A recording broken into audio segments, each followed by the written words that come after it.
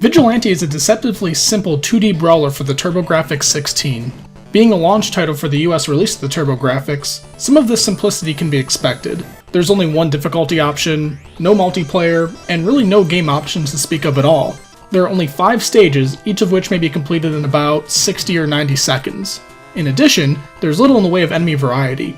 When compared to contemporary games of the same genre, such as Double Dragon or the Ninja Turtle titles for the NES, Vigilante seems quite forgettable. This is because the game's overall goal is not to tell a story or to build an engrossing world. Rather, the intent of Vigilante is to provide a stripped-down arcade experience that rewards perfection and memorization.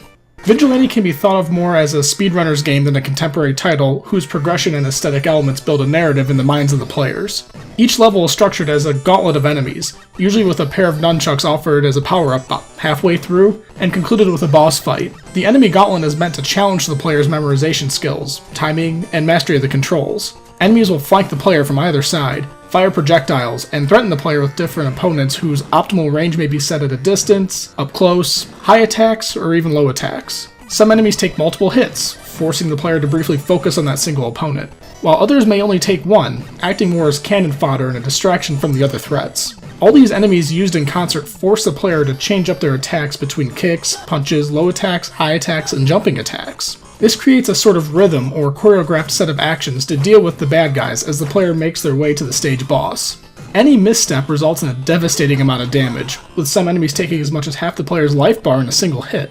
Once the player reaches the end boss, the game gets far less predictable. Each boss fight requires a different strategy to evade attacks, strike blows, and keep out of range of the boss's special moves. Possibly the most challenging part of each boss fight is the random likelihood of the boss to block an attack and take no damage. Each boss only has a small animation window in which the player's attack will land and deal damage. Any other time, the blow has no effect, and the player's timer continues to go down, and the boss will actually regain some health. This ends up putting the players back against the wall all during the fight. To run out of time would mean a loss of a life, and eventually a game over. And every time a boss heals, the player loses that much progress. Throughout every combat, the player must also be mindful of how many hits an enemy takes, as each attack burns a little precious time as its animation must play out. The end result is a good run-through Vigilante consisting of precise attacks against the expected waves of enemies, and a little bit of luck against the boss villains, all while racing the clock. Vigilante also ends once the final boss is beaten. This means there's a finite amount of time the player may spend in the game. The game's full timer times the number of lives the player possesses. This creates an interesting dynamic where there's theoretically an optimal way to play through the game such that the maximum number of possible points are obtained by balancing meandering in the level fighting enemies with charging all the way to the end. This risk versus reward aspect is really Vigilante's arcade roots showing through. While the game's goal is not to tell a story, it does use some narrative devices to help build gameplay to a climax. Each stage is bookmarked with a single screen showing the protagonist's girlfriend in trouble. She's acting as a damsel in distress, motivating the player to continue on his run by increasing the danger she is currently experiencing. The completion of each level is not met with a congratulations, but rather with a reminder of the player's work still not being done and his primary problem not yet solved. The screens also act as a momentary lull from the action just experienced during the enemy gauntlet and the climactic boss fight. This creates an ebb and flow of tension that keeps the player from becoming fatigued by the game's continued challenge. The backgrounds of each stage also open up, becoming more sprawling and exotic as the player progresses through the game. The player starts in the city streets, moving onto a junkyard, then a major city bridge, and then some rough and tough back streets, with the finale being on the high floors of a skyscraper still under construction. This works to give the player a sense of travel and adventure as he navigates the city searching for the damsel. This keeps the player from becoming bored, which is honestly necessary considering the enemies don't really change up between levels. The stakes also seem to be getting higher and higher as the player travels to more dangerous locations before his final confrontation with the evil gang's boss. This all ends up coming together as a game that wears its heart on its sleeve. There isn't much effort required to see the different moving parts of Vigilante.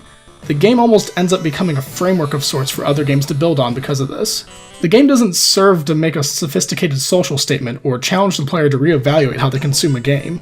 Instead, it acts as an experiment in meshing different game mechanic elements with minimal narrative devices to create an engaging experience.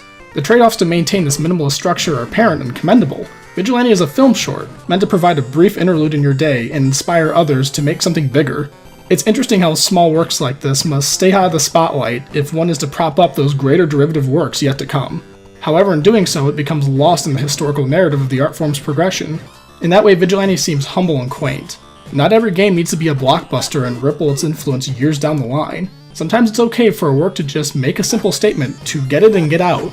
Life has its ups and downs. This fluid change in fortune makes each positive experience all the more meaningful.